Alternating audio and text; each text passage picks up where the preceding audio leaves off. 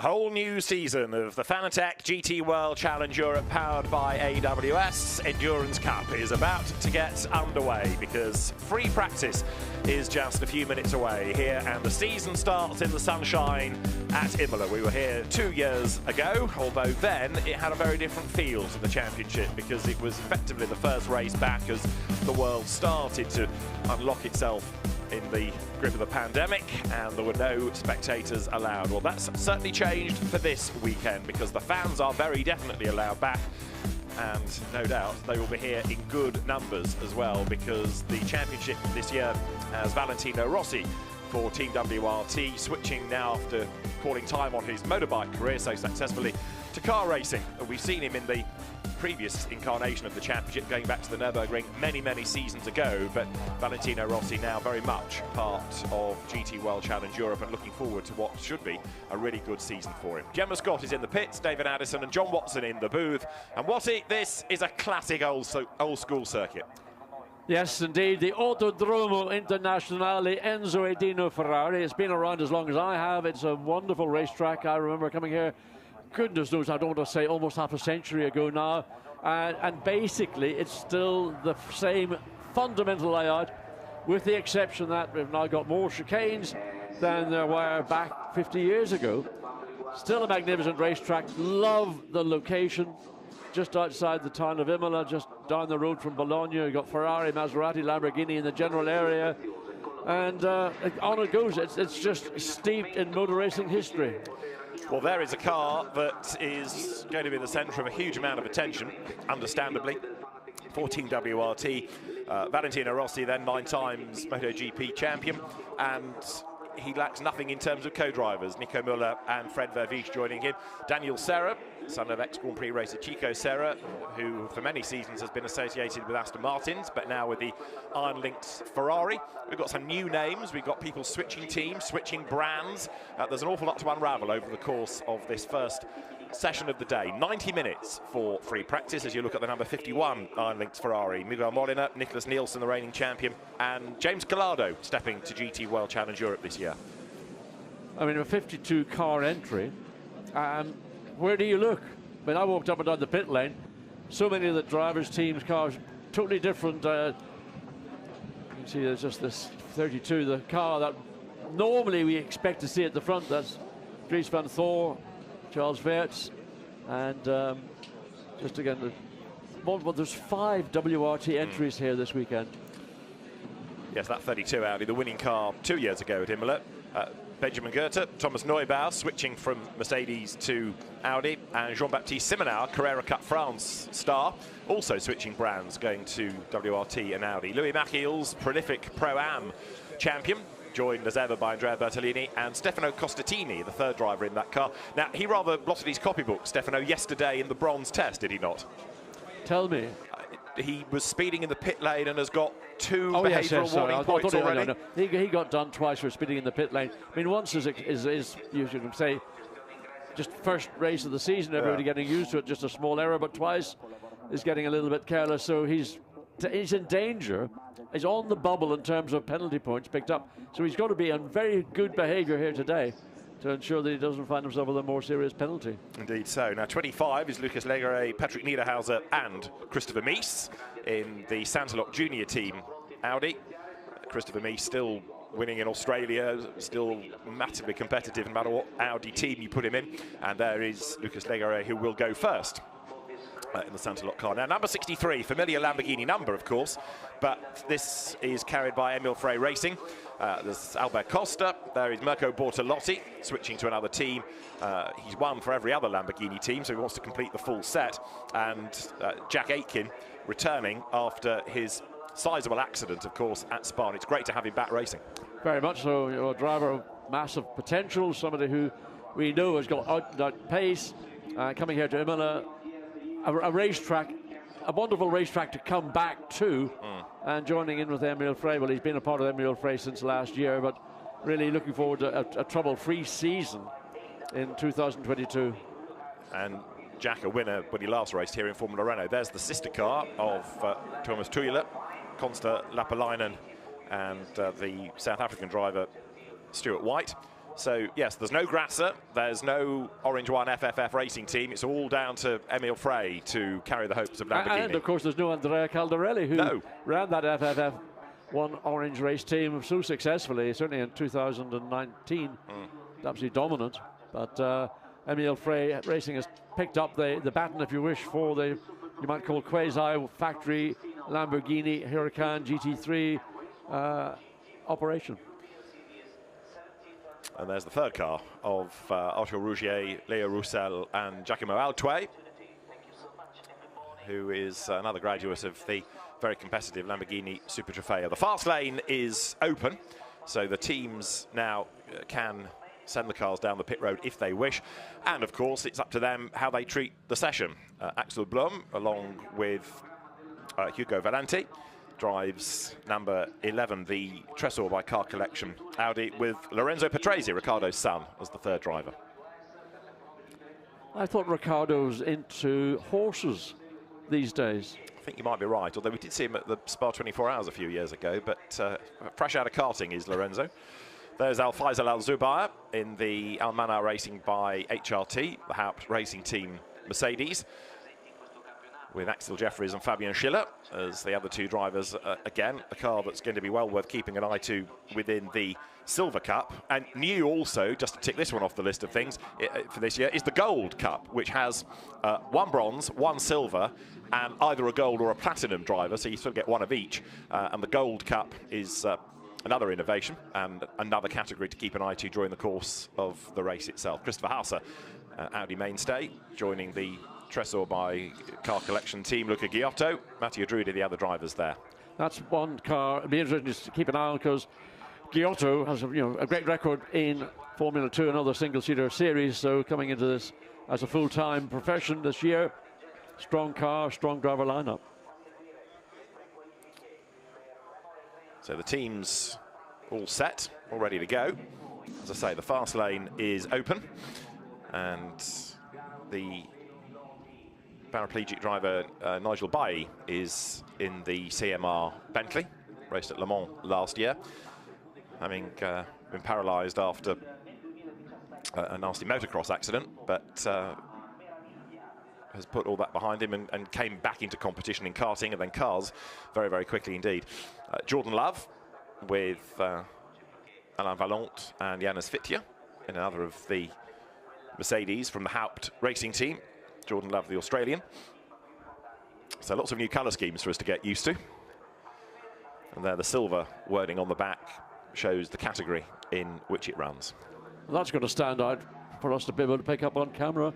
Nevertheless, it's there's an additional way of identifying. It's so many new graphics on cars. Cars we were familiar with in one colour. Suddenly, just looking at these Audis, I mean, how are you going to see that in darkness at Spa, tell me, other than just saying, well, that's an Audi headlight? Yes, quite sinister, aren't they? The black Audis nestling down the pit lane from Attempto Racing.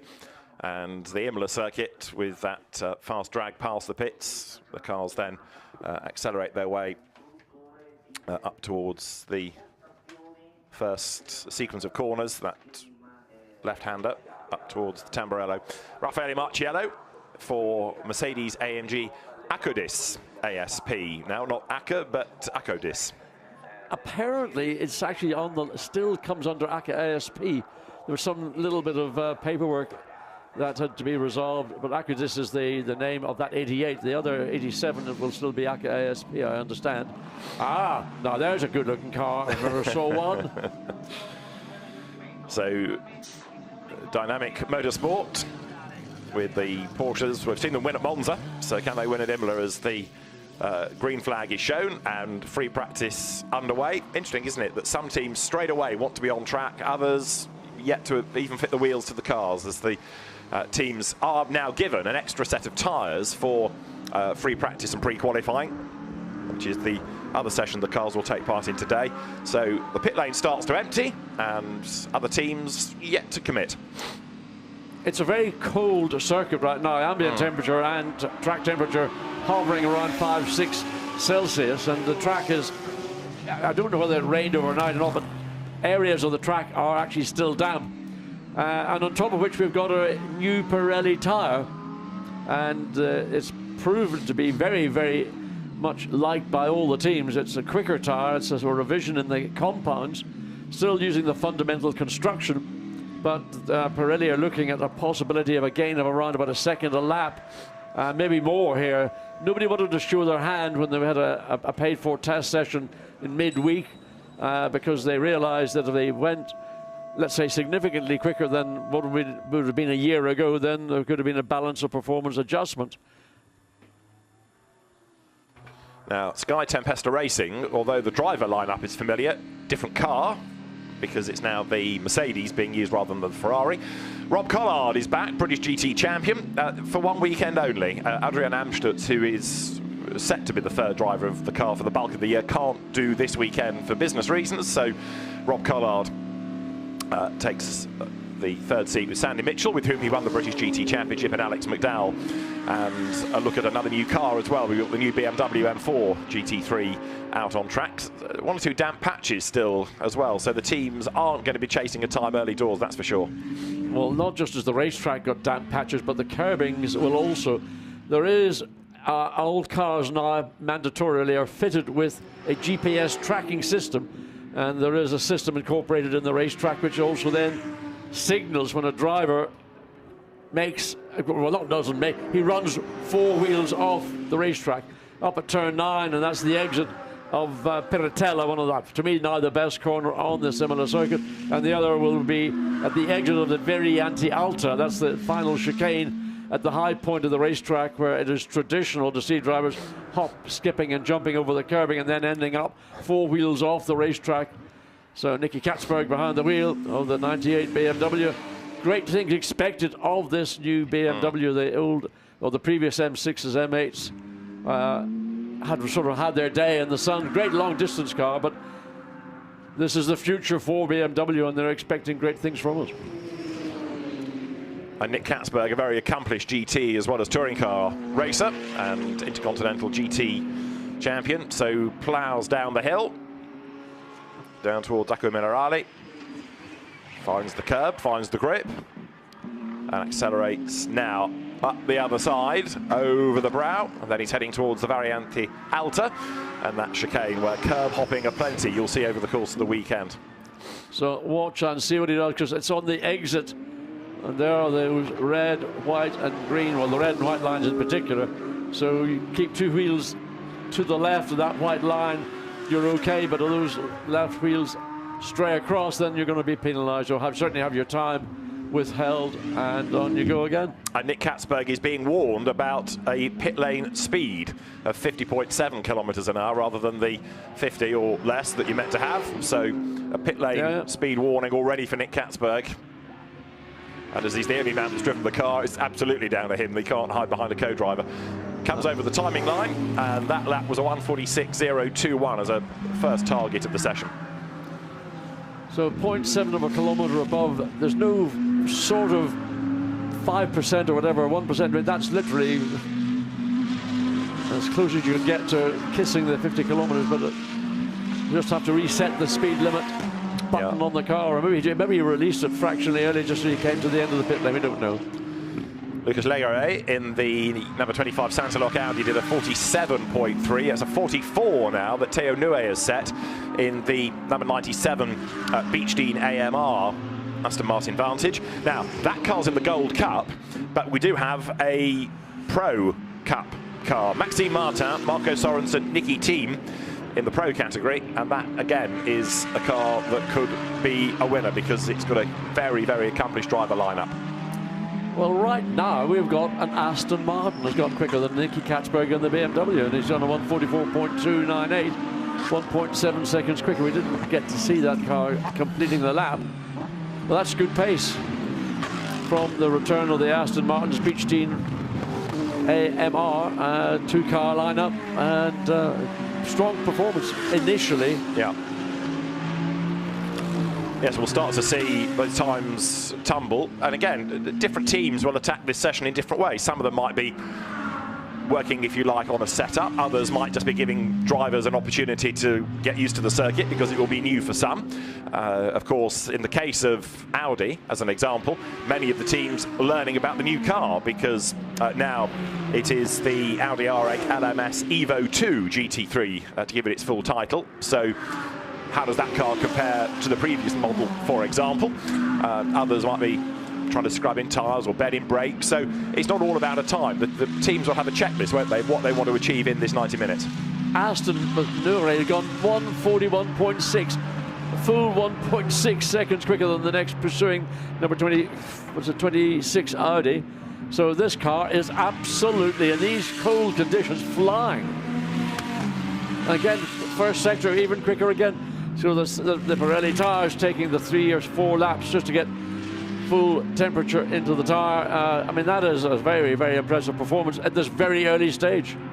We just had a very, very slow Lamborghini go past the pits, which is the AGS Events car, and the reason for that is that the full course yellow has been called for, which I suspect is more of a test on the system than the need to retrieve anything. Quite often in this session, the race director, Alain Adon, will call for a full course yellow procedure just to get the teams and the driver in the car used to how it might happen. Although that said, it's come jolly early within the session, which does make me think perhaps there's something that needs quickly moving, like a bit of debris. Well, it could be anything. I mean, the track is cool. If anybody is going to make a mistake or have an issue, it's going to be in these cold conditions.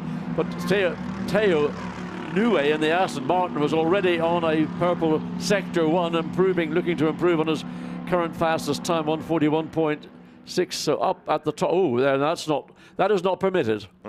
Knocking away corner markers like that. So I can't imagine that's the purpose for the full course yellow, to replace that corner marker up at the top of the Variante Alta where we're coming up to now. But it has been replaced. Look, it's back in it. Either it's done it itself or somebody's run out and put it back into place. Well, the full course yellow procedure continues for the moment. And now we go green. So if there was an issue, it's resolved. If it was a test, the test is over.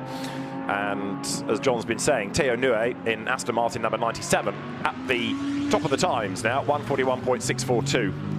Daniel Harper in 50, the road racing BMW, he's also been down for a pit lane speeding.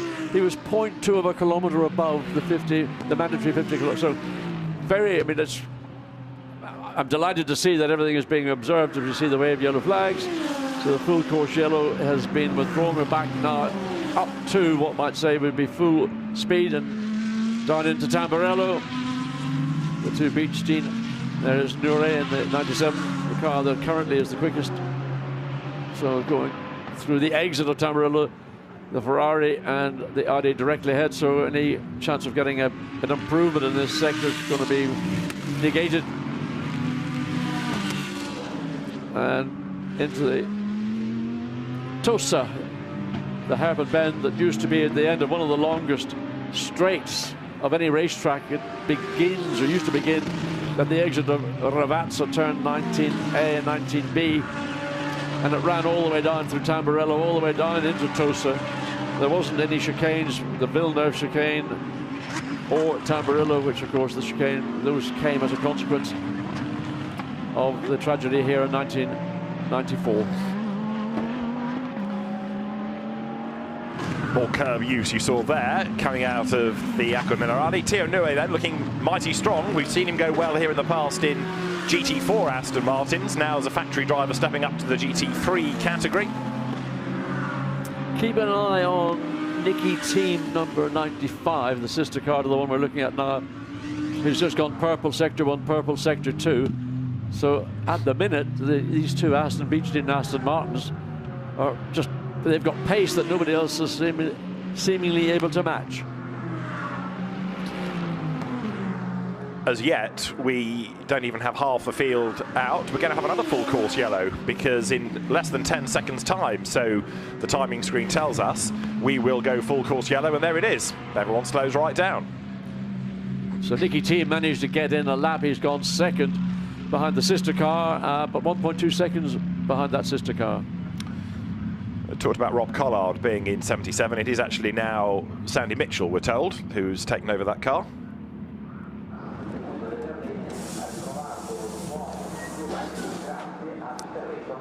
Well, there's the focus of attention for everyone all weekend and probably for very much all of this year as well, the 46. You don't need to say the name, do you? No. That is a brand in itself, that number, isn't it? How many vehicles have you driven past on a motorway with a little 46 sticker on the back? He has become one of those sportsmen that isn't just associated with the sport in question, has just become a household name. But it's going to be fascinating to see how Valentino Rossi develops over the course of the season with the more seat time that he gets. I suspect he'll be pretty competitive. You don't win 9 MotoGP World Championships and not be a very, very competitive and very capable competitor. Car leaves the pit lane. The 46 is now on track. And who is behind the wheel? It is Nico Müller taking the car out for the first spin. So we have to wait a little bit longer to see Valentino Rossi get behind the wheel of the 46. So in a sense, that you can argue is a good way of doing it. Nico Müller can go out and set the car up. Now that is the reason that we had the full course yellow, with a little bit of activity trackside needing to be sorted out. More of these floppy markers being demolished. Yeah, that's up at the very entrance into Variante Alta. So the marker cone that was there has vanished, and I think it's almost a pointless exercise trying to replace it, because every time it's going to be replaced, it's going to get spat out again.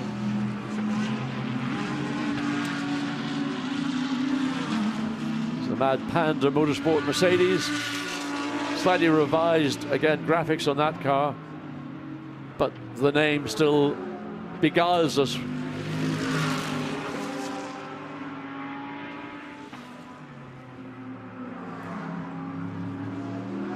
Yes, Ezequiel Perez Companc, who is the driving force behind Mad Panda Motorsport, quite likes the fact that nobody knows where the team name comes from, and for the moment he's not for telling. Fred Vervish is in 46 apparently, not Nico Müller. The timing screen is having a few glitches this morning with driver ID for some reason.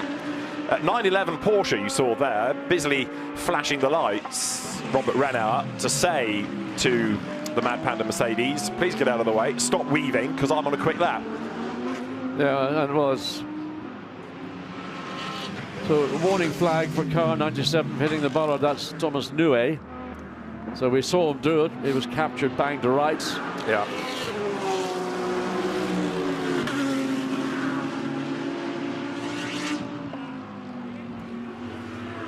Andrea Bertolini, number 52 Ferrari, currently, well, it should be quick. If any circuit Andrea's going to be quick on, there's got to be Imola. It's only just down the road from the factory Ferrari headquarters. Oh, bodywork. Oh, plastic bag. Plastic bag. Yeah, it's just been blown onto the racetrack. I think it's a chilly, breezy morning. Right, Robert Renauer did, as you saw, cross the line. He did a 1:44.5, so 7th fastest. It is still an Aston Martin 1-2. Teo Nue ahead of Nicky Tim, with the best of the Audis being the Santilot cars. Patrick Niederhauser in number 25. He's just taken that over from Lucas Legere, 3rd fastest, and then Nicholas Bart behind. That all changes because Porsche goes 2nd now. The Italian driver Matteo Cairoli splits the Astons. So number 54, the dynamic Porsche, up to 2nd. 1:42.200. One would say these very cool conditions, maybe it'll work slightly more favourably. And the Nicky team has gone quickest, and we're looking down at Acqua Minerale. So that's a spin for the Get Speed Mercedes, Vladimir Eriksson. Yeah, the Danish driver had a moment, and he's on the grass. Now, can he get off there? How did he get to that position? Because normally, if you're going to go off an Acqua Minerale, you go off to the left. But he's managed to get to the inside of the apex. Well, this is the... Oh, that's how he did it. Oh, yes, all wrong coming down into Acqua Minerale.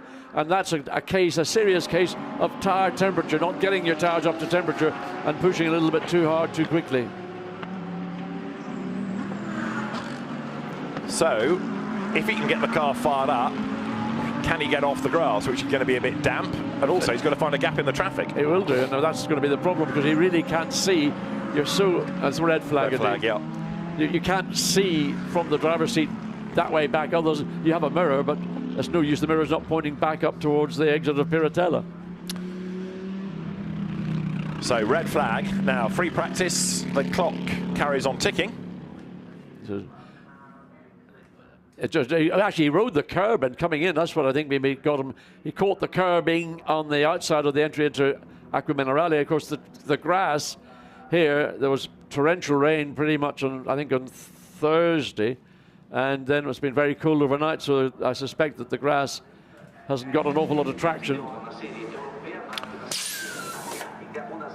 So all of this eats into the session, but the clock, as I say, carries on ticking as you look at number 112, which is one of the two JP Motorsport McLarens, this being the Silver Cup car of Christopher Brook, Maciej Blaszek and Patrick Krupinski. And there you go, he's got himself moving again. So it will literally be everybody back into the pit lane, and as soon as the last car is in, they can all be released because there's now no clearing up to be done. The car not damaged, thankfully. So at Fred Verviche, it is behind the wheel of the 46 Audi, and that car second quickest. Nicky Team has gone quickest overall, 140.9 as opposed to a 141.1 for the 46. The car which will eventually in the session get Valentino Rossi behind the wheel. I thought they were in queuing up to come in this morning, but obviously a bit early start for the Bologna residents. There is behind our commentary booth a Valentino Rossi merchandise shop, which I suspect will do a roaring trade. Have you bought anything yet? Not yet. I had a look, I must say. Some nice bits of kit there. Yeah. There's the Beach Dean Aston Martin. Beach Dean is Andrew Howard's ice cream company. Andrew himself started off in mini racing and has been a British GT champion and brings the team into the championship this year. So shouldn't take long, as I say, to get things back underway. Reigning champion in Endurance Cup is Dries van Thor, and we can hear from Dries in the pit lane and also say good morning to Gemma Scott. Dries, obviously the first red flag of the session, a quick opportunity for us to have a chat with you coming into a new season, starting from zero essentially this year with new car, new tyres. Yeah, exactly. Like I said yesterday, I mean, unfortunately it's already red flag, so we'll limit the running for everyone, but yeah, at the end it's for everybody the same. But like you said, it's a new season, everybody starts from zero, so hopefully we can get it going soon and have a nice season. And how are you finding the new Pirellis? For the moment, for us, not too bad. A bit of ups and downs. They're not, well, they are more consistent than last year. They have a bit more, they're quicker than last year as well. So hopefully they stay alive and they keep it all going. But for the moment, it's all looking good for that on that side. So not looking too bad. What do you see as being the biggest challenges this year? 46, our sister car, I think will be very strong. 88 Mercedes will be quick. 63 Lambo. An Aston, a Ferrari. I think there are quite some cars which we have to take care of, and I think it's good. It's a nice field. It's a competitive field. There's a lot of cars, so that's always nice. And I think there are like 7, 8 good pro cars which we have to fight. So it's going to be an intense and fun season. So hopefully we can end on top. Thank you very much, Dries. Green flag shown. So the session back underway. And Dries van Thor with Calvin van der Linde and Charles Weerts within the Endurance Cup. Christian Klein, Vincent Abril and reigning British GT champion Dennis Lind in the other of the JP Motorsport McLarens. Tyres, sticker tyres going on, ready to send the car out, looking for a time. Now, Nicky Team is at the top of the times, number 95 Aston Martin, although that car is under investigation for speeding in the pit lane. Well, we've been getting notifications of drivers who have broken the speed limit in the pit lane, but Nicky Team, I don't recall seeing what speed he was apparently accused or was. So, under investigation, so we'll have to wait and see what further notifications come regarding the 95 Aston Martin. The car currently quickest by 0.164 of a second from the 46 Audi. That's the car that was mentioned by Dries van Thor in that interview with Gemma Scott just a few minutes ago. Also, just going back to the Pirelli tyre, one of the design criteria of this revised compound is to be able to cope with warmer climes. I mean, here's chilly. I mean, that's the understatement. But when we get into the heart of the summer, and certainly where track temperature is going to be much, much higher, is to give a more consistent and a better overall performance from the tyre during a 1 hour stint, which is the norm. I don't think anybody's ever going to really seriously consider, although we did see it in South Africa a couple of years ago, double stinting a set of tyres. So it's to give more continuity over that 1 hour stint. That's the Iron Dames all-girl crew 83 Ferrari. So you've got Iron Lynx and Iron Dames operating the car. Rahel Frey, Sarah Bovey and Michelle Gatting, the drivers. So 68 minutes of the 90 still remain for the teams. The track getting faster, getting more rubber down. It's still a very chilly morning, so there's not a huge amount of temperature in the road itself. And as we've been saying, this is an opportunity for the teams to cycle through drivers. You don't have to go out in free practice, so in the case of the less experienced, it's an opportunity to perhaps give them the bulk of the drive time. Yeah, I would, if I was running a team, thankfully I'm not, but I would certainly want to cycle my drivers through as quickly as possible, because in 24 hours from now this will be qualifying. And if the conditions are going to be similar, you want to give your drivers the best opportunity to get a feel for what it might be like. Whereas by the time the race begins on Sunday, 3 o'clock local time, one would like to think the ambient temperature might be up into double figures. Indeed so. Now, number 46 Audi, Fred Vervisch at the wheel of it, second fastest, 141.152. So it's Nicky Team, Aston, Audi Fred Vervisch, and now number 97, that was Théo Noué, that car taken over by Valentin Asclot, and then taken over by Andrew Howard, in fact, because the name, as I say, that changes again. The driver ID system being updated, I think, by race control as the session goes through. So it's now shown as being Andrew Howard behind the wheel of the car. Nicky Tim is currently the fastest then. And the Iron Dames Ferrari in its distinctive pink colour scheme drops down to Ravazza.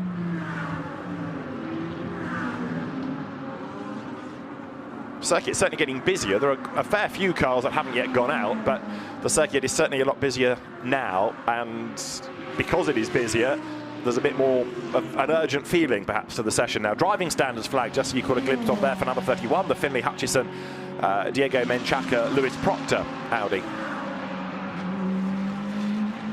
Wonder what driving standards refers to. Is that not observing, making it difficult for somebody to overtake, or what would that notification relate to? Could be a track limit warning, couldn't it? But either way, who is it in number 31 at the moment? It is Finlay Hutchison, Scotsman, being shown the driving standards flag. Says Klaus Bachler on timing and scoring, but on screen we got Matteo Caroli, so I'm not quite sure who's behind the wheel of the 54 Dynamic Motorsport Porsche.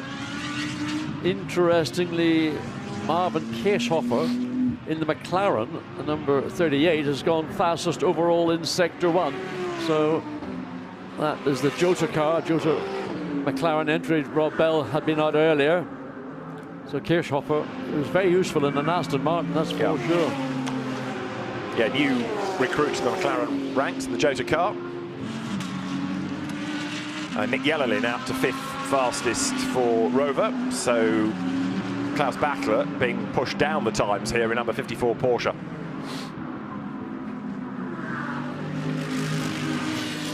As you would anticipate, now that the road is busier, now that people are pressing on, so the order starts to shuffle a lot more, almost with every passing car, something changes. An interesting Lorenzo Ferrari, 57.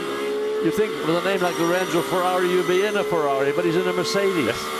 And that just adds to, you know, the general start of a new season, new names, new seats. There is the 32. Now there, coming up to the Variante Alta, was a flashing yellow light. Now does that mean that somebody's had a moment up the road? Can't see any yellow flags around the circuit, but it looked as though maybe somebody had just briefly been off the racetrack. Let's see. There's Charles Verde behind the wheel of the 32. So it comes through the second of the two, Ravazza, that leads on to this long run all the way down into the braking into Tamburello. The start line, as you see, is actually just before the curve of the middle of the pit lane, and then down into Tamburello. Big break, good for a chicane. It's a very good effort because it's quick, and certainly, I mean, some of the chicanes we see around the world are stop-go. That's a proper chicane. And then into the Variante Villeneuve, again pretty quick. And then finally into Tosa.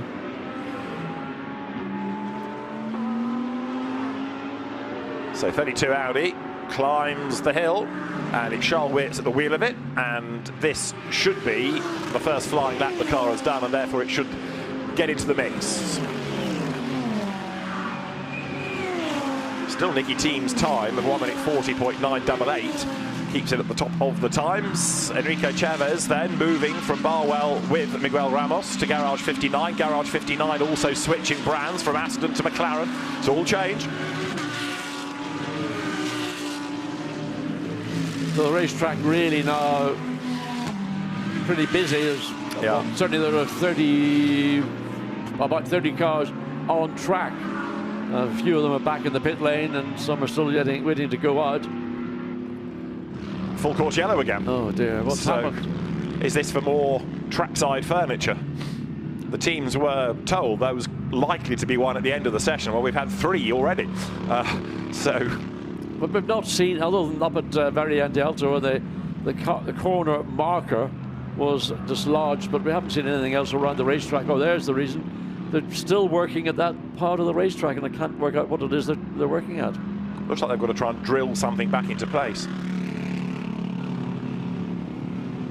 So that's where people have been dislodging the marker at the chicane. So they put it back in, and then it gets flicked away again. There's no point in putting it in. I know it's there to demarcate what is and isn't the racetrack.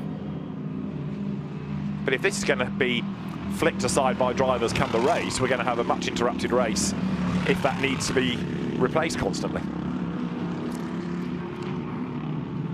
Well, it will appear to me it's going to be clipped virtually as soon as the track goes green again.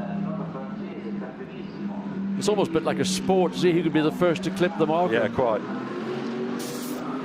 Number 10 is currently Adam Eteki at the wheel and has been going well this morning. This is the Boutsen Racing car, Boutsen Gignon team car, Boutsen Racing as it now is. Normally we've been used to talking about BMWs, but now it's an Audi for that squad. 95 then, that's the fastest car in the session, but serious work going on there. Yep, well, they're working on the turbochargers for some reason. Or they're taking one of the pipes away, maybe to get access to something else. But that's a pretty serious looking piece of work to have to take the bonnet off and get stuck into the engine bay. The engine is buried, you can barely see it. It's so low and so far back in the chassis. But that's a car that's been the quickest. It still is the quickest car by just 1/10 of a second from the 46 Audi.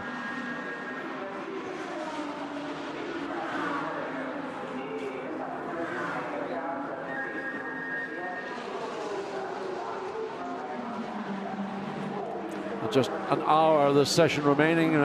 How many yellow flag or full course yellows have we had? About 4 already.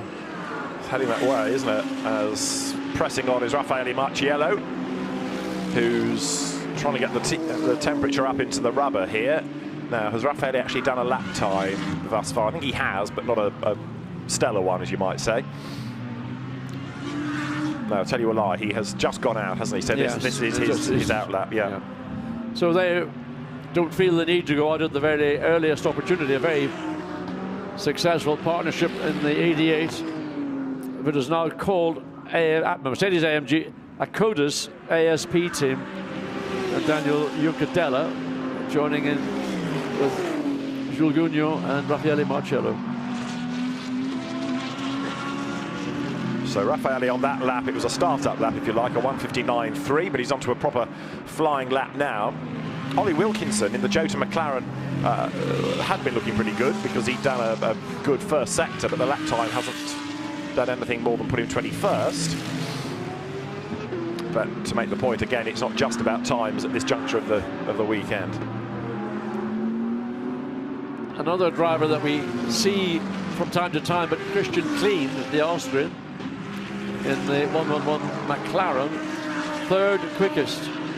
And Christian Klein over the last number of laps has been looking very strong, and really had a look at the car on track. And a very distinct looking paint scheme it's got as well, the JP Motorsports. Vincent Abril behind the wheel of that with Dennis Lind. And there, Valentino Rossi gets ready. All smiles. Yeah. There's an entourage follows him around. It's a bit like MotoGP has come into the world of motor racing, and it's a different world, motorcycling to motor racing. It is. He's not the only two-wheeled star here. Danny Pedrosa is taking part in the Lamborghini Super Trofeo races. And there, Raffaele Marciello runs a little bit wide at Ravazza and just kicks up a little bit of the gravel dust. Got away with it. Now, where is this lap going to put him? Something in the 40s will be right up at the top. 41s is decent, and it is a 141. So 5th fastest for Raffaele Marciello, 141.197. Yes, and that's, the times are continuing to drop, not by the large margins we saw earlier in the session. There's now Christopher Haase and the number 12 Audi, who has gone quickest. Nicky Team, who had been, he's in the pits working on the car. And it's Audi, Aston Martin, Mercedes, McLaren, Christian Klein in the McLaren third, and then a Mercedes in 4th position. Number 2 Mercedes, Stein Schotthorst, has done the absolute best in the first sector. That's one of the Get Speed drivers, joining Mauro Engel and Luca Stolz. Stein Schotthorst returning to GT World Challenge Europe as Eddie Cheever comes down the pit lane in the Sky Tempesta Mercedes. It's going to take a lot of getting used to all of this. Yes, I mean, it was interesting, Chris Froggert's comments the other day regarding the difference between the Ferrari that he has been racing for the last 3 or so seasons. Whoa! Now, what's that all about? Didn't expect to see a Porsche Mauro to lose it up at the top of very anti-alta like that. That's an indication he's come out, his tire temperature not up to temperature, and he just couldn't control it once the car broke away. Mauro Hamia having the spin. Mauro Calamity very nearly, but thankfully not involving anybody else. Now, number 12, Audi, Christopher Haase has gone to the top. 1 minute 40.674. This for the new team, if you like, to GT World Challenge, which is Car Collection. The team's name is Trésor by Car Collection. Car Collection as a squad has a pretty decent pedigree, specialising really in races at the Nürburgring on the Nordschleife, but coming to World Challenge. And Christopher Haase, who's got experience of Audis and of this championship, going back many, many years, former champion, of course, so he's the right person for the job. And now Fred Vervisch puts 46 Audi up to the top of the times. Yeah, just at the same time he went quickest, Raffaele Marciello dragged himself up into 2nd place. He would have been 2nd, he's now 3rd, because Fred Vervisch has put in that last fastest lap. So, Molina in the... At least you'll be able to spot that Ferrari. It sort of is quite distinctive in its white colours. So, another car that's got to be a very competitive car throughout the season.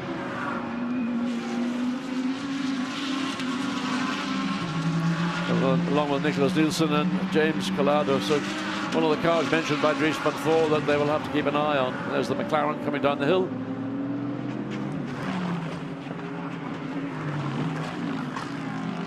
So Fred Vervisch goes down through the gears, rattles it over the curb. He's about to encounter traffic. We haven't yet touched on it, but you are now starting to see how busy the racetrack is becoming. We'll get this out of the way now, but traffic is going to be a major factor for the bulk of the 3-hour race, isn't it? It's going to be a problem in qualifying, first of all. That could have a bearing on who ends up on which part of the grid, but it is a 3-hour race. But it will be a traffic jam without question for the first 15-20 minutes. They've got 52 cars, all trying to find space and not either impeding one or another. So it will be a very, very busy opening 15-20 minutes on Sunday afternoon. Right, Fred Vervisch in, and Valentino Rossi, you can anticipate, will take over. We've seen him suited and booted. Raffaele Marciello goes top, John. Yes, by 0.2 seconds. So Charles Fayette's in the 32 Audi has gone 2nd quickest. So Fred Vervisch in the pits, Christopher Haase in the pits. Nicky Team has been in the pits for some time. Christopher Mies likewise in the pits.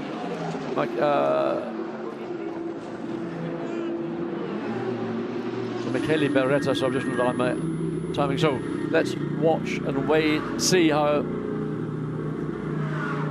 this driver change is. It is going to be a change. There he is, Valentino in the car, being assisted. Get the belts attached. It'll be an interesting moment. I'd love to be able to ride on board with Valentino to see, just to get a feel for how he inputs. Certainly you get to look at the steering. Sometimes we have in other cars, we've had a camera in the foot box. Just to say, we've gone full course yellow again because we like them, so we're having another one. I would anticipate it's for that pesky marker that's been bashed aside, but in race control you can imagine the mood of the officials changing with every time they have to call for this interruption.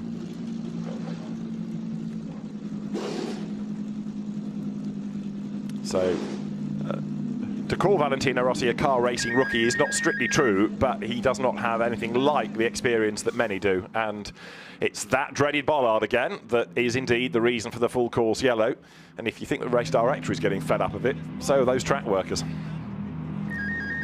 Number 99 was the bollard hitter, so that's the Marius Zug, Nicholas Schürrle, Alex Arca Audi, the Attempto car, and who was at the wheel of 99? Who is the aggressor? It is Alex Arca. So Valentino rolls down the pit lane, but you wonder, surely there must be an alternative solution to that marker into the very anti-alto. I mean, you could put up a solid concrete block. Now that would deter anybody from trying to knock that out of position. Certainly but would. Maybe that's a bit extreme to do so, wouldn't it? Do you think so? Would that be too unkind?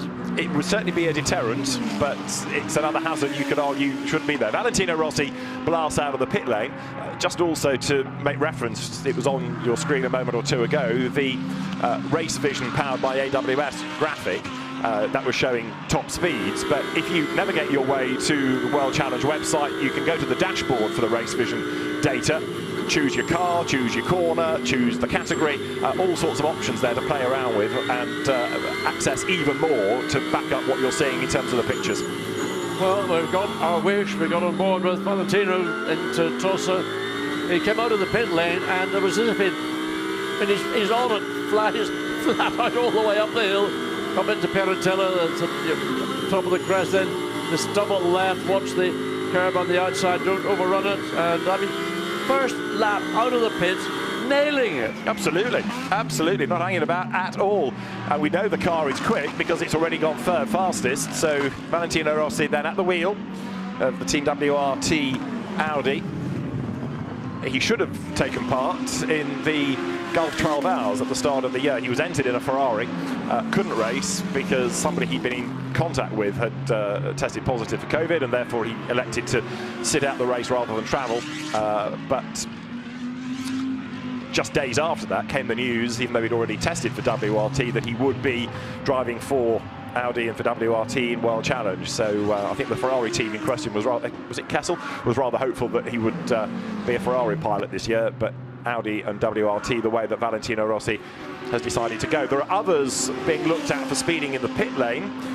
One of them is number 10, which means that the Boutsen Racing, Adam Eteki, Karim Auger, Benjamin Lessen, Audi is under investigation. And also number 8, the AGS events, Mike Parisi, Loris Kabiru, Nico Gomar, Lamborghini Huracan, also being looked at for possibly speeding in the pit lane.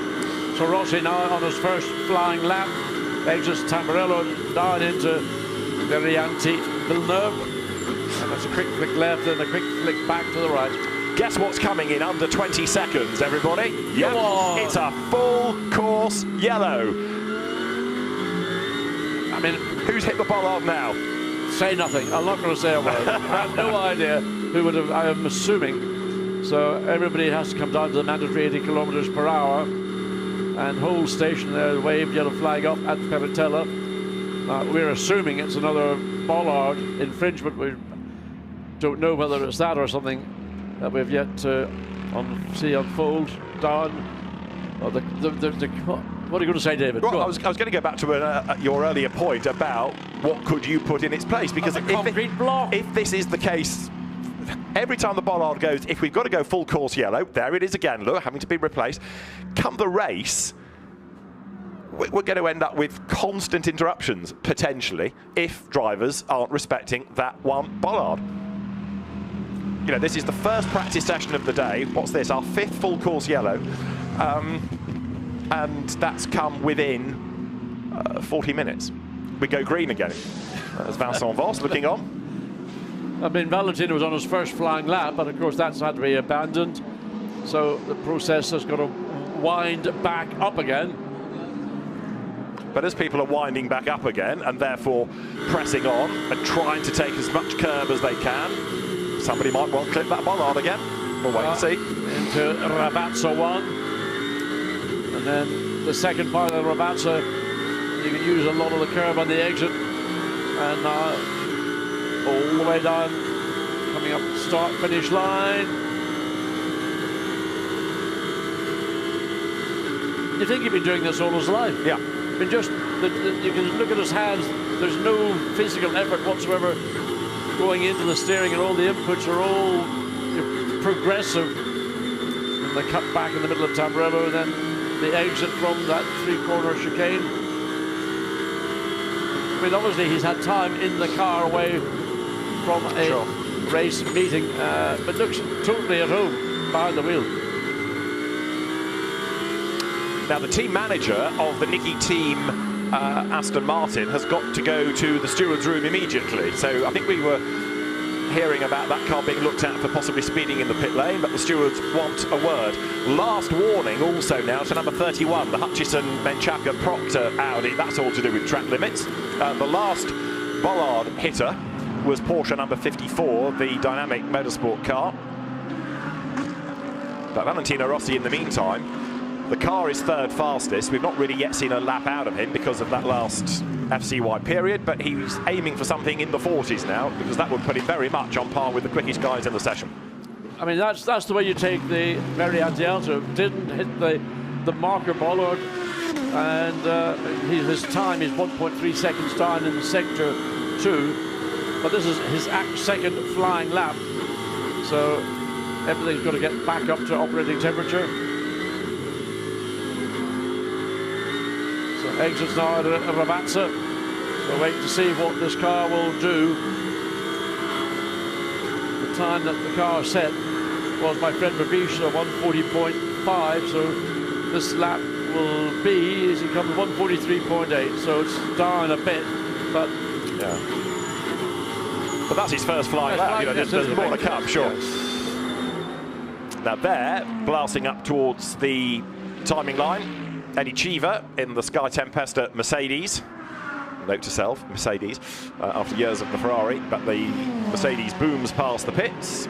Jonathan Hui, Chris Froggatt, the other 2 drivers of that car, and of course Eddie Cheever. Yes, they've all raced Ferraris, but Eddie perhaps the real Ferrari specialist in that he drives them for a multitude of teams, so he's having to get his head around a very different sort of GT car. Jonathan Hui there looking on. The Mercedes is in general what I would call a very customer user-friendly race car. The Ferrari likewise is, but the difference between the 2 cars is the Ferrari is more, in a sense, like a race car, and the Mercedes is more like a Grand Tourer. And it's just two completely different configurations, and just understanding how to make it work. And you know, you step out of a Ferrari and into a Mercedes, it's not just going to be an automatic switch over and be on the pace.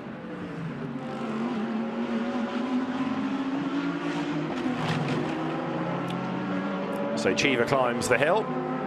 Number 32, incidentally, Kelvin van der Linde at the wheel of the car that we saw Charles Weerts in. That's also on its last warning for track limits now. So we've not necessarily seen too much of that car transgressing, but the officials are aware of it. Now, Cheever has dropped to 36th at the moment. Flash of the lights of the traffic to say, I'm here, get out of the way. That marker does, the slower car does. And Eddie Cheever has to really hustle it on now through Ravazza. Back onto the power now, the long drag up towards the start and finish line. Using every bit of the racetrack and bits in addition, so Ball's 36th. So was that car going to change it? It goes up to 22nd, so big improvement of 141.4 for that 93 Mercedes. Now therefore, Iron Links, number 71, the return of Davide Rigon. Daniel Serra, Antonio Fuoco, the other drivers. Daniel Serra at the wheel of it, but Davide Rigon, remember, was another driver knocked about at Spa last year, so it's good to have him back. And Daniel Serra, good also to see him coming to GT World Challenge Europe.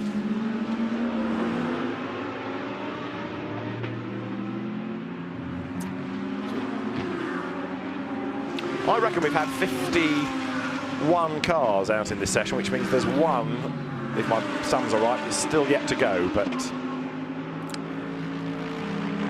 so a little pretty much a Ferrari coming down through Piratella, going to dive. No, he's not. He's thinking the wise rumble with the headlights. Certainly getting a workout. There's Eddie Cheever. Now he's got Daniel Serra all over the back, and Serra, you can see, trying to get the attention of Eddie Cheever, but to no avail up at the top of the Variante Alta. Whoa!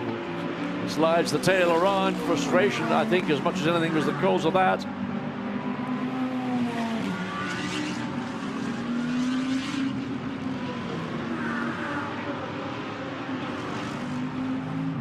So Daniel Serra with Eddie Cheever just ahead of him on the road. I think did he back out of that lap to try and give himself some space? Past pit in they come. Speed building at this part of the circuit, up past the pits. Over the timing line. Then over the start line, because like a lot of circuits, they're in two different places, the start and finish lines. And Daniel Serra, 18th, Miguel Molina also on track right now. Now, Lukas Stolz has taken over number 2 Mercedes, John. Yes, so just going to say that that's all of a sudden the number 2, which is now, well, Lukas Stolz, Maro Engel, and Stein Schornhorst. That's the Get Speed, the AMG Team Get Speed car. So it's a same brand, but a new operation for Lukas Stolz and Maro Engel in particular. Those two have been together longer than sort of, I think, any driver partnership I can think of over the previous seasons. Patrick Kropinski for the JP Motorsports squad, number 112 McLaren you're looking at, as that car heads towards the timing line. That's in the Silver Cup. Good to have more McLarens this year as well, isn't it? Yes, it is. I think the McLaren, the 720S, is a pretty useful bit of kit. Yeah. And expecting to see a greater representation on the podium than we've had in the last few years. And this car has also been warned about speeding in the pits, so 50.1 kph, Patrick Kropinski. Car 36th in the times right now, 1:41.871, its best lap. So Lukas Stolz an improver, Christopher Mies, Fabian Schiller and Dan Harper also improving. Replay of number 30, Jean-Baptiste Simonauer. Rattled over the curb coming down the hill, rattled way out wide, bounced, the car landed, it gripped, it nearly spat him off the road. Certainly did, and that was up yellow flags and full courses. Certainly everybody's slowed down as they come up. There we are, full course yellow once again because somebody has clipped our favourite subject. So everybody slows right down. Everybody has to abide by the speed limit. As the corner workers yet again try and put the cone back in place. And who was the culprit this time? Oh, 93 Ferrari. No, Ferrari, Mercedes. Mercedes, yeah. The Sky Tempesta car. Is it still Eddie Cheever at the wheel of it? I think it is. It is. So Eddie Cheever is the bollard hitter. It doesn't take long because they're very well drilled at it now to put it back in place, but the frustration is that it keeps having to be done. Put a concrete block, keep saying it. Yeah. Or a tire stack or something. That's Jules Gounon getting ready to go for Jérôme Policon's team, because he shares with Rafael Marchiello and Danny Roncadella. Roncadella is at the wheel of the car at the moment, 88. It's the fastest in the session now, 1 minute 40.298 as the Calvin van der Linde, number 32, WRT Audi goes to its garage, goes to its box. So having hit the bollard, you get a warning flag, and that's happening for number 93 now. We've gone green again, of course, because the marshals and the track workers have replaced that bollard for the moment. One fears it might get moved again. 107 Bentley, good to have the CMR Bentley on the grid of the disabled driver Nigel Bailly, Mathieu de Robiano and Stéphane Lemeray. Nigel Bailly at the wheel at the moment.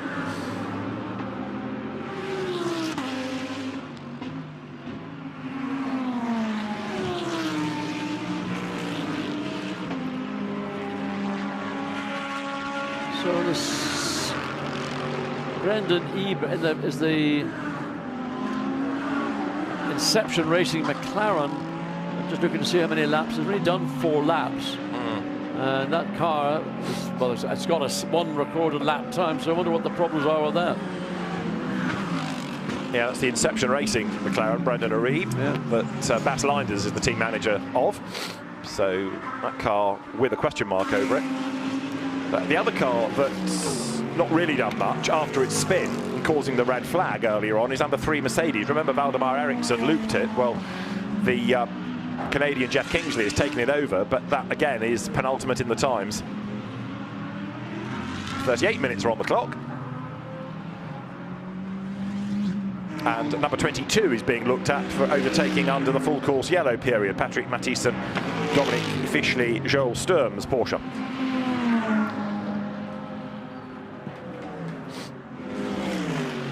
So there, over the timing line, goes the Bentley. Back into the session, the Team WRT, if you like, the Rothko car. Thomas Neubauer, Benjamin Goethe, Jean-Baptiste Simonal. That is the car that's fastest. So Raphael Marchiello put it top. Daniel Juncadella has driven it most recently, and we were anticipating Jules Gounon to get on board. The Marius Zug, Nicholas Schurl, Alex Arca Audi also now on its last warning for track limits, and a full course yellow in 20 seconds comes on the timing screen. Here's one we prepared earlier, John. I think it's a bit like sort of an endless tape loop. Yes. With all these full course yellows being, because up at Variante Alta, the marker cone is just being continually attacked.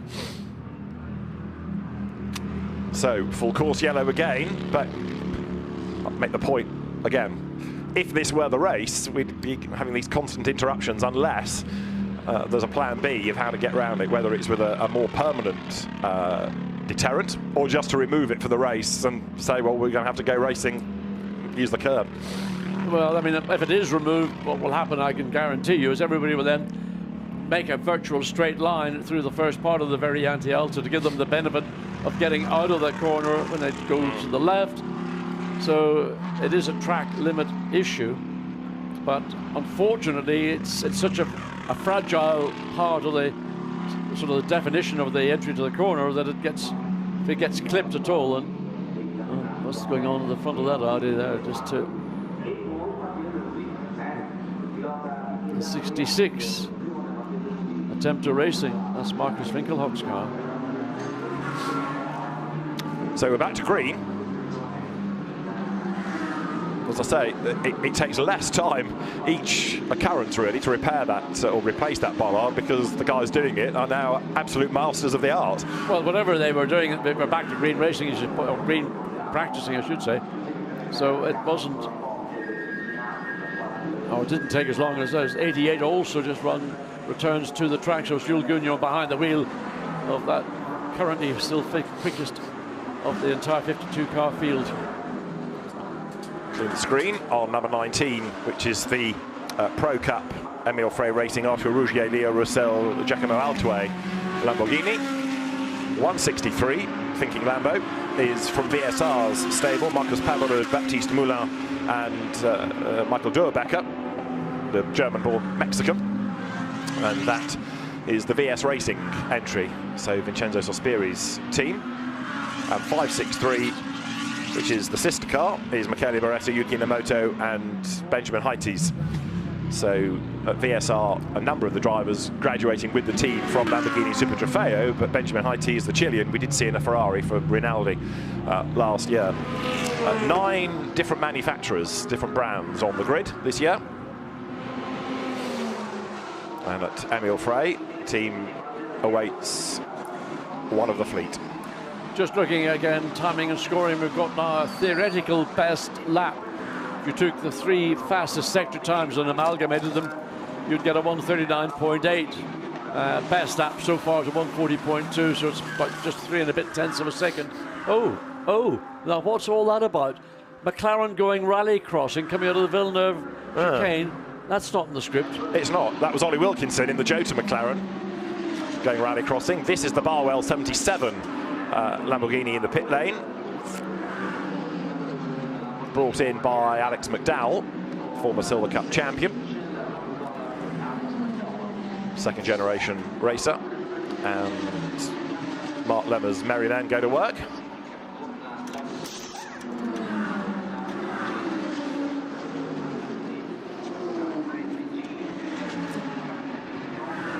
Another pit lane speeding warning has just been offered to number 50, the Rover, Neil Verhagen, Max Hesse, Daniel Harper, BMW. I think I said it was Dan Harper at the wheel. It is, 16th overall, that car.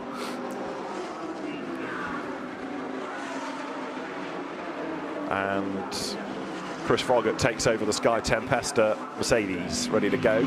33 minutes of the session remains. As we've been saying, it's a very chilly morning. It's bright and sunny, but it is a very chilly morning, so track temperature hasn't really come on much.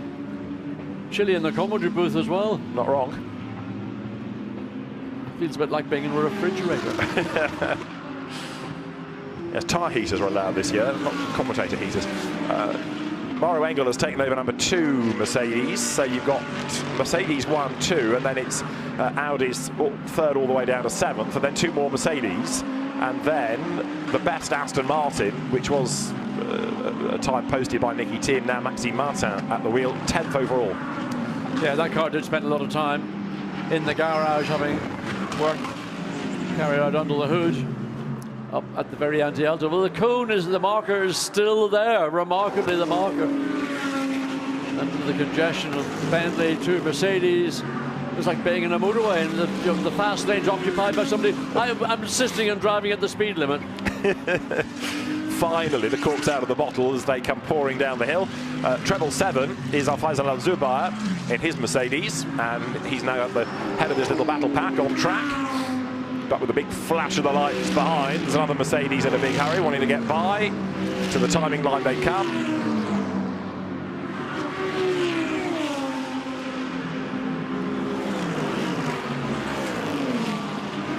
It's a little bit of a taste of what's going to happen on Sunday when you get a group of cars. The lead car may not be the quickest of those, but they can certainly be able to make a sort of a bit of a log jam for those behind.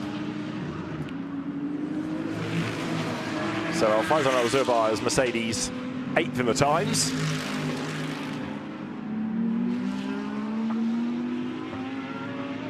And number 3 is the Mercedes behind from the Get Speed stable. Jeff Kingsley at the wheel of it, and that is trying to improve. Right, we've got the full house. Finally, into the session has gone number 66, the Attempto Audi, the Marcus Winkelhock car, Yuto Pohaka, Dennis Marshall, the other drivers. But you know, that's 2/3 of the session that has been spent in the pits. Well, they were working in the right front corner. I don't know what it was. They seemed to spend a long time. The car, well, it's just literally gone out. What the problem was, well, there was I can't believe it was a suspension problem, but the only other option would have been something with the brake system. Don't know what it was, but the car was in the garage. It is now back, it is now finally on circuit. So we'll see whether Yuto Pohaka, who's a much underrated driver, can haul the car up the order before the end of the session, as Jeff Kingsley, learning about Imola, comes downhill. The Canadian driver, Sebastian Bode, is the 3rd driver of that. We've already seen Valdemar Eriksson out in it, but Sebastian Bode moves up from GT4, and Jeff Kingsley heads for the pit lane. Just going back to 46, Audi Valentino Rossi still behind the wheel. It's been a bit of an unfortunate session because there's been full course yellows, full course yellows, full course yellows to try and build up a rhythm. But the last lap he recorded was at 42. He's at this lap now at 44. But that's more than likely due to traffic. So he's getting, the lap times are coming down as the 777 Mercedes ends up in the gravel. So Faisal Al-Zubair off the road, up at the Tamburello, I think, and he's got the momentum to come out the other side. And does so. But how much gravel will come onto the racetrack as he returns? Oh, and he spun in the middle of the... So now he's going to drive. Fortunately, the gravel is relatively compacted as he boots it, and showers of gravel come to the back of that car. Well, the good news is that he got away with it, and therefore the session doesn't have to be interrupted. The best time of the session still at 1:40.298 from Raffaele Marciello. The Porsches have flattered to deceive a little bit, the best of which is 11th, but again, it's not necessarily a session where lap time is everything. We don't have the GPX squad, of course, running Porsches in the championship this year. Rover has elected to go back to the BMW route, so really Porsche honours upheld pretty much by the Dynamic Motorsport team, which we know can win races. GPX won at Paul Ricard last year, and of course Rover has won at Spa with Porsche in the past. I don't know whether there's a change in the guard or whatever it is, but we're getting, you know, the BMW in particular is a brand new model within the BMW family, and it's inevitable that we will see further changes. I think Ferrari have got some very exciting ideas and plans to bring forward in 2023 within the range of product that they've got. So it is going to see a changing of the old and in with the new. Well, there's 66 then, Yusufa Pohaka, who's finally been able to go out, and his first lap time was a 1:47. And Brendan Arieb's McLaren therefore falls to the bottom of the times, clearly still with this big problem, because it spent most of the session in the pit lane. As John was saying earlier, it has only done 4 laps. So nothing really is changing in the top 10 for the last 10 or so minutes. There's still the 88 Mercedes and the number 2 Mercedes that are locking out that provision of what would be Raffaele Marciello. Is he going to get back in again? Jules Gounon talking. So it looks like his morning's work is finished, but Raffaele Marciello going to go back out 27 minutes or so. Well, maybe Gounon is going to go back out. Or maybe what they might now do is practice pit stops. Yeah, it could do. So get the drivers all suited and booted, and they can do some practice pit stops. Jules Gounon coming to British GT this year, which is going to be fascinating to see. How will he get on at Oulton Park then, David? I can't wait to see that. I bet you can. That's going to be good. Ian Logie, the driver with whom he will share, is also in World Challenge Europe this year elsewhere on the grid. Being held up rather there is Mauro Engel, but he gets through at the bottom of the hill, goes ahead of the Bentley. But I think the Bentley just didn't see Mauro Engel behind him, and it was almost a pinch as they came under the bridge and they run down into the Ravazza. But Engel got through here, slightly overran.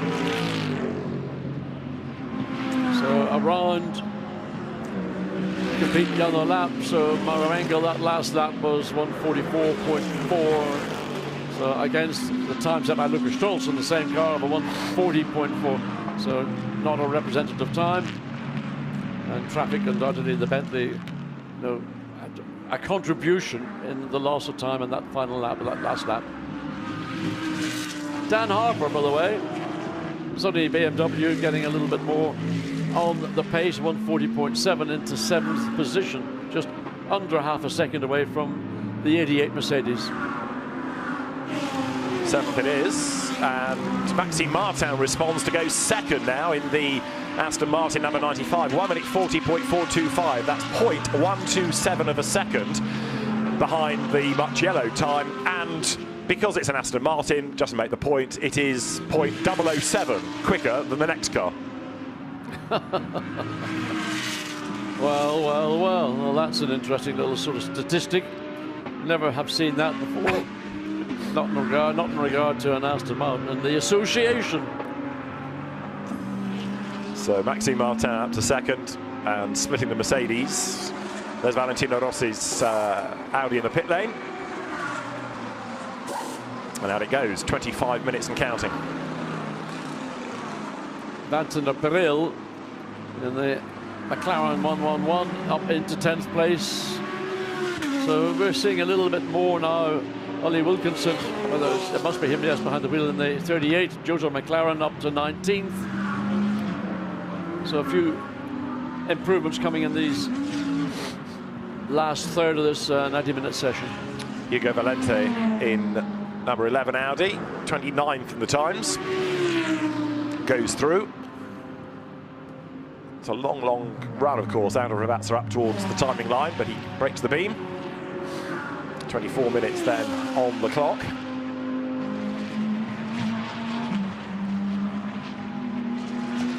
And looking to see Daniel Serra now, best of the Ferrari drivers, 8th overall, number 71 for Iron Lynx, the team, of course, that took honours at Spa last year. This is Dan Harper we've been talking about, Carrera Cup GB champion, and this is the junior team car. Neil Verhagen and Max Hess are the other drivers of this, but it's the junior school, as it were, BMW Motorsports Juniors. Number 50, why is it number 50? Because BMW this year is celebrating 50 years of the BMW M branding. Same reason Colin Turkington's going to carry number 50 in the British Touring Car Championship, for example. Two young, well, maybe not in the case of Colin, but certainly Dan Harper, young drivers from Northern Ireland. And Dan Harper started with Porsche, as you mentioned, then be picked up by BMW, but now into a really serious GT challenge and a brand new product that BMW are going to really look to see bring them back to success.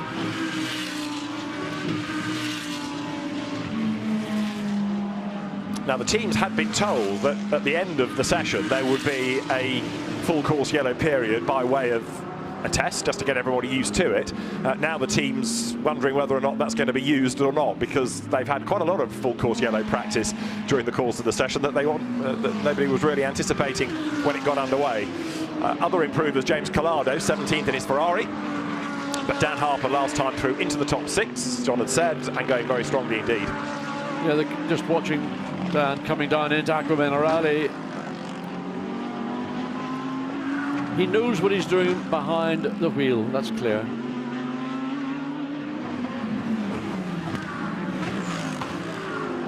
Up to Acqua Minerale once again.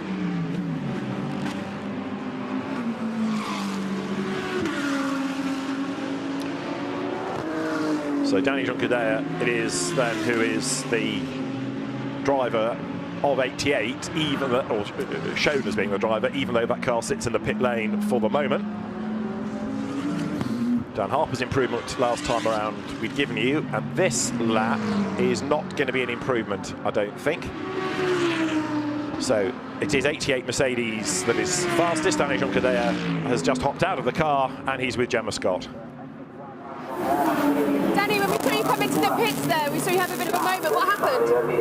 I was on my way to pit, and suddenly one of the Audis just left their spot, and I had nowhere to go. He just hit me on the side fully, and I couldn't really avoid anything. So yeah, just a shame that people are not really paying attention. Other than that, though, how's things out on track? Yeah, fairly smooth. I mean, we obviously quickest. That's always a good sign. Car feels very good. For me especially, it's the first time in Imola, so I'm really enjoying this track. It's so cool to drive. Probably to race is a bit harder because it's really hard to overtake, but it seems like we have a rapid car, so we have to try to stick it on pole and just never look back. Stay focused, thank you. So that explains why the car has been in the pits for a few minutes, because it was clipped by an Audi as it was coming in. So frustrated, Danny Juncadella. Yes, I mean, so somewhat unnecessary a contact like that, but that's, as he pointed out, busy racetrack, and just maybe not in his part of the Audi, not being careful enough. As we watch Vincent Abril in a McLaren, I think it's the first time I've seen Vincent Abril. First he joined with, I remember when Bentley, then in Mercedes, now in a McLaren. So he's slowed down a little bit coming through the Ravazza to get a bit of clear track now. Going to go on 2. Hopefully he'll get enough of a space to see whether they can do any work. Car currently 9th. So Vincent Abril runs down into Tamburello. That time for that car, I'm not sure if Vincent Abril achieved at 140.6. So through and exits Tamburello. Then the sprint down to the first part of this Villeneuve. So pretty quick into these chicanes. Just watch the exit. It's easy to overrun, clip the the curbing and then drag yourself into the gravel and up to Tosa. Then the long uphill climb all the way up to Piratella. At this point, you can't really see where the corner is. You make the right turn and then the double left, Piratella, and it just falls away from you from this point onwards. There it goes, drops away down. So Vincent Abril, who was racing in the DTM for GT-style cars last year, accelerates over the brow. Christian Klein, Dennis Lynn, the other two drivers of this McLaren. So again, it's a very competitive driver lineup. Dennis Lynn, reigning British GT champion. There's a last warning for track limit abuse for number 46 Audi. It's got Fred Verviers shown as being the driver at the moment, but collectively, the drivers have collected enough warnings to put them on the last one now. 18 minutes and change on the clock, but number 46 Audi needs to stay within the white lines. Yeah. The GPS system that the cars are now, every car mandatorily has to use, proving very effective in terms of track limit abuses. It's no longer sort of an observer on a corner, it's actually being recorded. Stefano Constantini, the 52 Ferrari.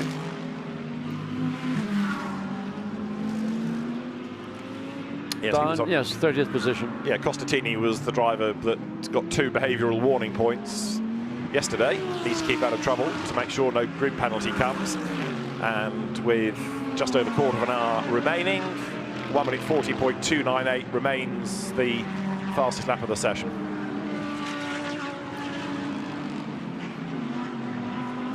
Just trying to see where the Mad Panda Mercedes is. Just caught a glimpse of it just as I went through the shot. 39th, I would offer you. Okay, well, slightly further down, yeah, just on the screen. Dusan Borkovic, the former European hill climb champion and touring car racer, he's at the wheel of it. As Costantini accelerates on. Ferrari's not quite as numerous as we've had in previous seasons, are they? Wait and see what Iron Lynx does, I suppose. That's going to be the... We don't have Alessandro Pierguidi. Côme Ledegar has moved back to Porsche, yeah. I'll say back to because he had success as a Carrera Cup champion in his early days. So he knows Porsches, knows the feel of them. Côme Ledegar, of course, has won the championship in a Ferrari, won the championship in a McLaren. So he is one of those rare drivers that does jump from brand to brand and does well in all, whereas others tend to go to one manufacturer and stay there forever. Just looking at Patrick Niederhauser, just come into the pits, but on his previous lap, he went up to 4th quickest in the 25 Santolog Audi. Rob Collard he looks every bit as home behind the wheel of this Barwell Lamborghinis. He does. What are stock cars, touring cars, Dodgems?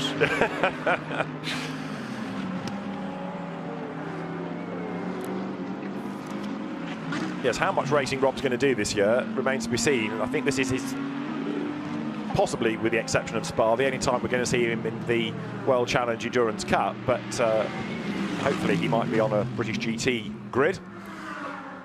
They've given up on the marker cone. It's in the middle of the track, that's why. So I fear we might be going full course yellow again here because it's lying in the middle of the road and it needs to be back in place, doesn't it? Well, have they given up on it or are they just whatever? We wait to see whether there's going to be a further full course yellow. I don't know who the culprit might have been. Yeah, full course yellow in 20 seconds. Here it comes again.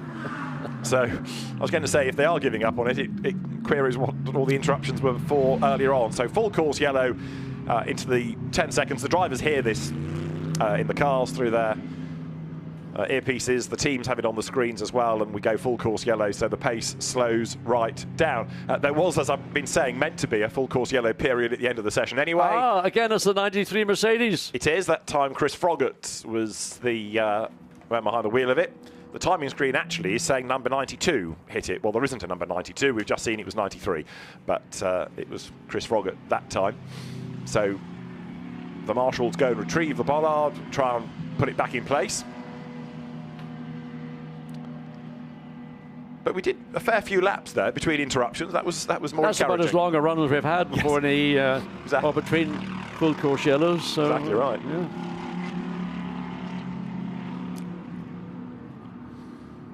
So the pit lane is starting to empty again as some of the teams go back out for a final run.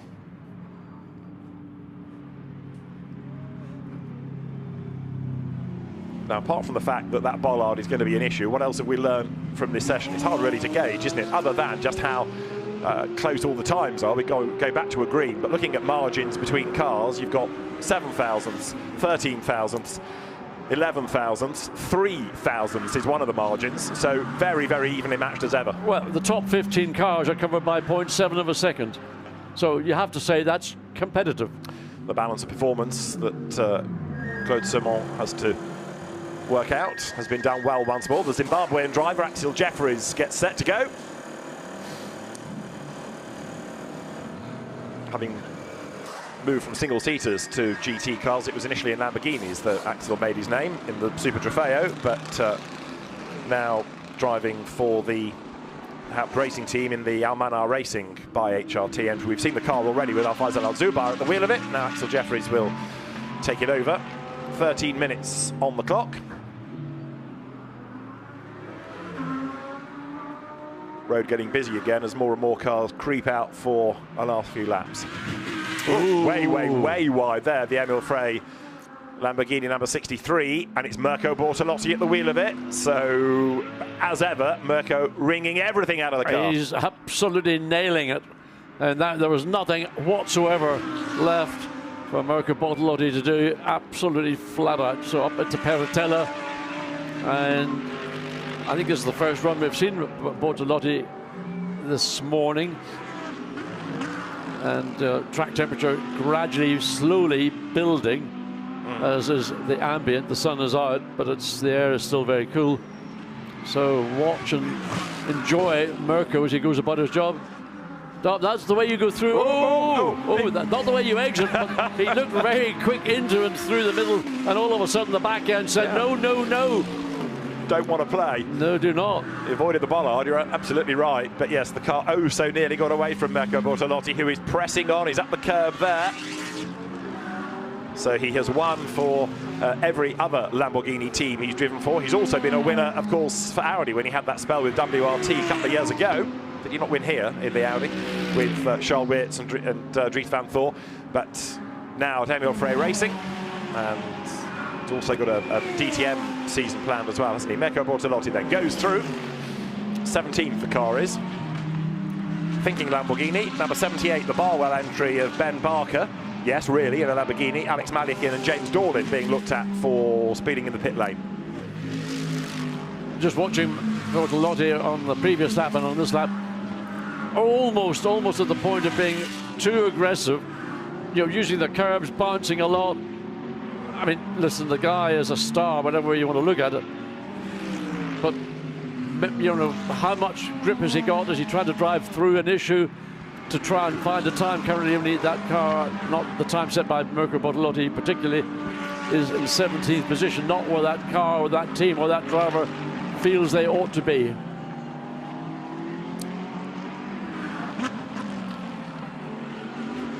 The Iron Dames Ferrari also Sarah Bovey at the wheel. That's 36th fastest at the moment, that car. So 10 more minutes of the session to run. If nothing else, I would imagine that ASP want to get 88 back out, just give it a lap to make sure that the damage is sorted before pre-qualifying. I think it would be very important. I mean, pre-qualifying in itself is another 1.5 hour session, but you don't want to carry a so Sarah Bovey's close, just slowed right down, coming down into. But I just wondered if we were going to get another full course yellow. Yes, we are. 10 seconds. Oh, well, here you go. Here it is. Didn't take long, did it? Well, as I've been saying, there was one planned for the end of the session, but the team's hoping they'd manage to avoid that. I've lost count of how many we've had now. I think we might be up to 8 in the session there. Certainly more than I think we've seen for some considerable length of time in any session. So 1-1-1 McLaren, whereabouts? There's Van der Brill still behind the wheel, still in 10th position, running behind the Rover Racing BMW 98, which is, whereabouts have they got the 98? It was dropped down. It was very quick initially. It was the quickest car initially, but all of a sudden, well, gradually it's been falling away. But down in 29th position with Nicky Katzberg behind the wheel. Track goes green once again, and the corner marker is back in position. For how long? We can almost have open a book on this one to see how long it is in position. 5 minutes would be a good start, I would reckon. I'm fascinated to see what becomes of that corner for the rest of the weekend, and whether it's going to be a constant replacement of that bollard, or whether there's an alternative. But I'm sure it's already being discussed in race control as to what can be done for the rest of the weekend, as 8 minutes remain of free practice. It's been a fascinating session. Lots going on. Danny Juncadella the fastest then. Or that car, yeah. He's the fastest. He's shown as the driver of it, but still in the pit lane, unable to go back out. Very, very few cars in the pit lane at the moment, only about half a dozen, one of which we've got to the bottom of with the damage, the 88 Mercedes. The other one, number 7 McLaren, big question mark over the Inception Racing entry that spent much of its time in the pits. That's somebody running off the road, but sounds from a car just out of shot suggested it was either in the gravel or way wide over the curb as it rattled through. Stuart White, the South African, in the Emil Frey Lamborghini. Oh dear. Yes, there was a funny damage. noise and a punctured tyre. Yep. It's the Porsche. That was maybe the noise you were hearing. Yeah. And that is going to struggle watching. Oh, there's what took place. Good heavens. So down at Ravazza, the Audi and the Porsche, and I don't know, because that was just limping. I mean, that was a serious attack on the right rear quarter, left rear as it is, I beg your pardon, left rear quarter of the Porsche. It's not just a rear tyre, it's the bodywork. So watch again and see. There's a third car involved in that, yeah. Just off the shot. Yeah. Well, number 33 Audi was the one involved in all of that, with the car being driven by Arnold Robin, and 33 is also the Audi that hit 88 in the pit lane. So it's had 2 incidents now, one on track, one in the pits. Well, that one on track was a big one. Yeah. I mean, Dynamic Motorsport will not be very happy with the bill that they're going to face to get their car back. It'll not be back on track before the checkered flag comes out. No, sure. You have to check not just for the external damage, the bodywork, but would that have impacted, the rear suspension, any part of the cooling around the rear of the Porsche, bearing in mind that the engine hangs out behind the rear axle, so lots of things that need to be carefully looked at. Arnold Robin, not the most experienced of drivers at this level, so possibly an error on his part rather than anything sinister, but that car, 2 incidents now, one on track and one in the pits, as I say. Into the last 6 minutes then now is Marco Sorenson, part of the Dane train that comes into GT World Challenge Europe Endurance Cup this year. He powers on. He's only got to find 0.128 of a second to go to the top of the times. He's clipped the cone. He has indeed. Oh. But it's still standing, just. Sounds like a cue for a song, but. And Matteo Cairoli strides off to garage 59. Now I said there was another car involved, and maybe that was the car that was in the way and triggered it all. So he has a quick word.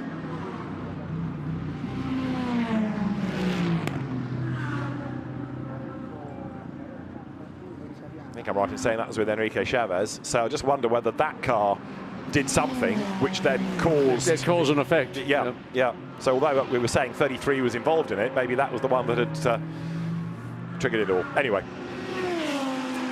Matteo Cairoli goes and has a quiet word. Just keep an eye on car 38, Jojo McLaren, Rob Bell, currently in 13th position, but on the current lap, purple sector 1, so that car is seeking to improve on, already it's improving 13th position.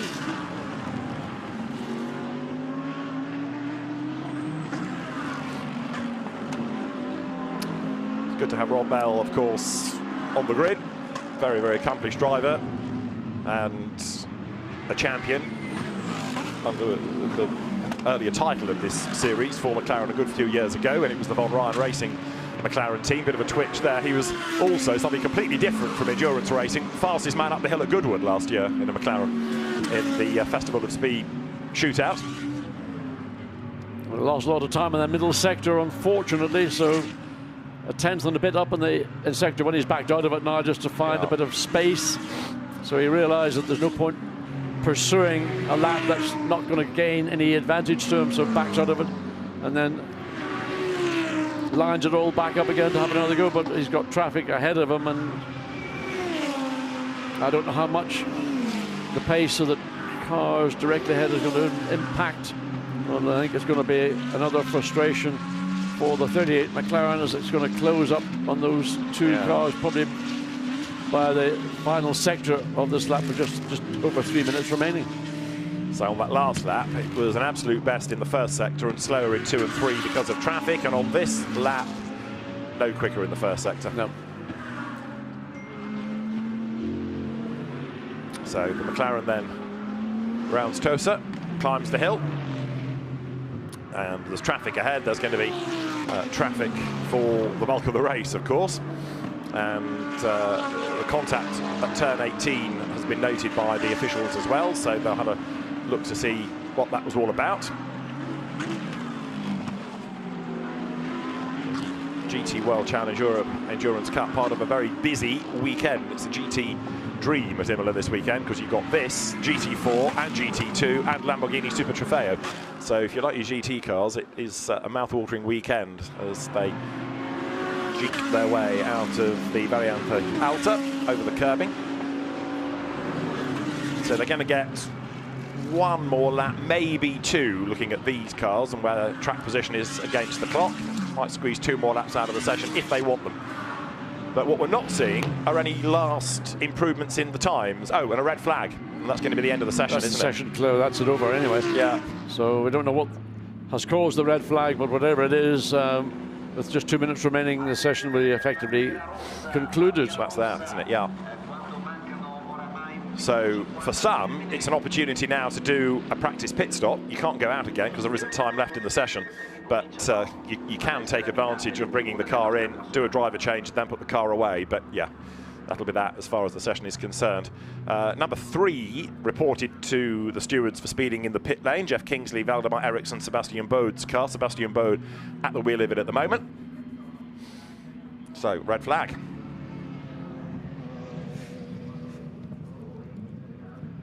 So nothing clear as to indicate the purpose of the red flag. It normally is only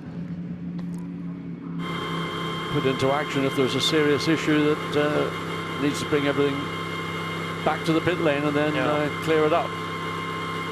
Unless it's the dreaded bollard again, and the race director has felt that by the time it's been repaired, there wouldn't be a lap time left in the session, so what's the point? Yeah, no, anything I think is possible. That's probably as probable as anything else. So down the hill and back into the garage. So the session has, in effect, been concluded under a red flag. Yeah. So by the time the cars have got in, there's no point in going back out again. So an interesting one to end the session. But it means that Mercedes tops the times, and Danny Juncadella, Raffaele Marciello, Jules Gounon, the driving force of number 88. 1 minute 40.298 is the time. So the team's there ready to receive the cars.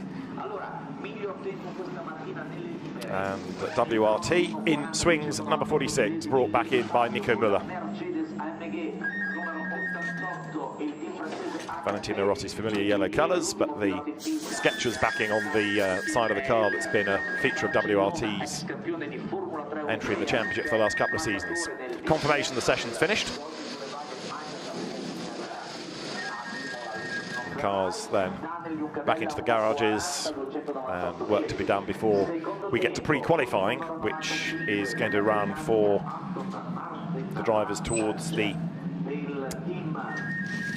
later part of the afternoon. 2:05 for an hour and a half will be the pre-qualifying session.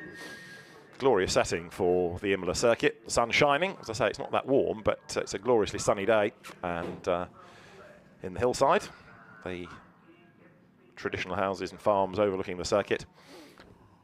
Now, Nicky Tim's Aston Martin's had a good morning. Second fastest thanks to Nicky Tim's efforts. And Nicky is in the pits with Gemma Scott. Nicky, obviously, things seem to be running fairly well. Come in? Things are running well. Yeah, it's nice. Nice to be back here.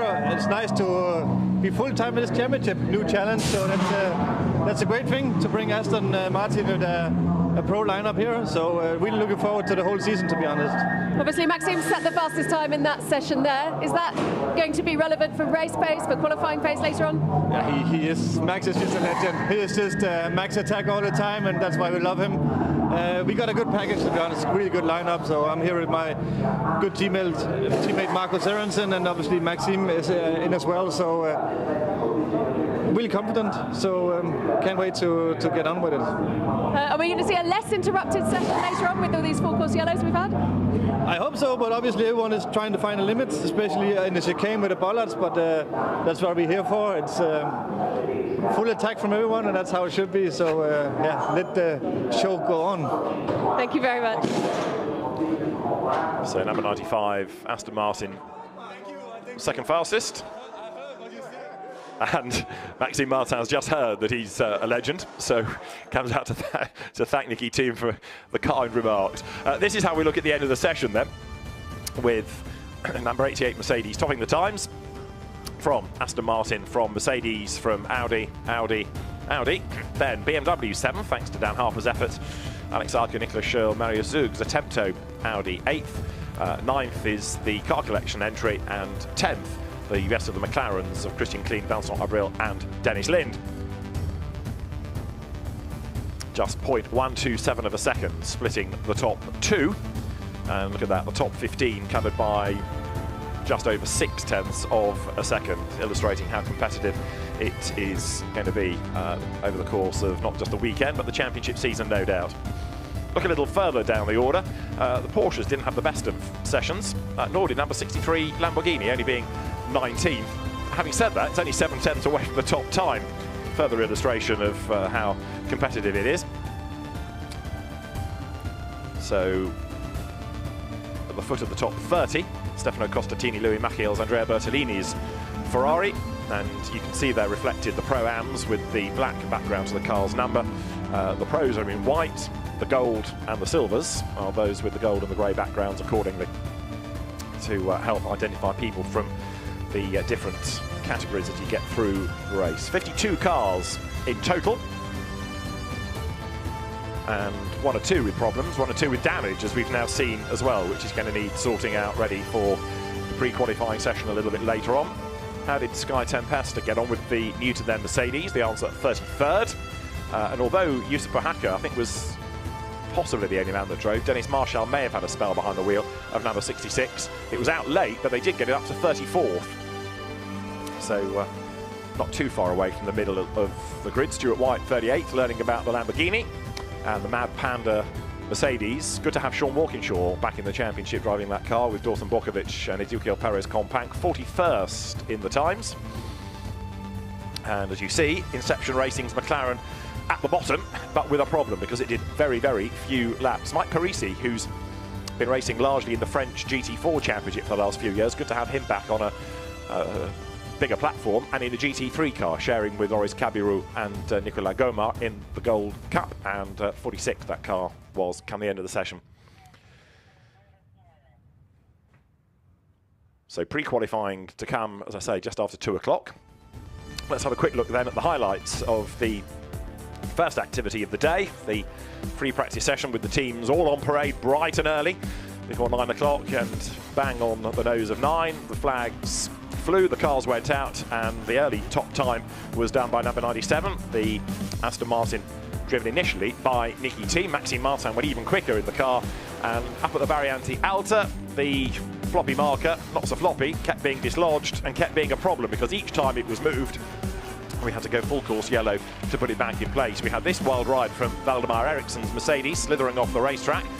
He was able to sort himself out and rejoin the car. Ultimately, he was also looked at for speeding in the pit lane. The centre of attention for many, Valentino Rossi getting on board number 46 Audi, run by Team WRT and good to go. But at the end of the session, it was the Aston Martin versus Mercedes fight, Mercedes prevailing, courtesy of number 88.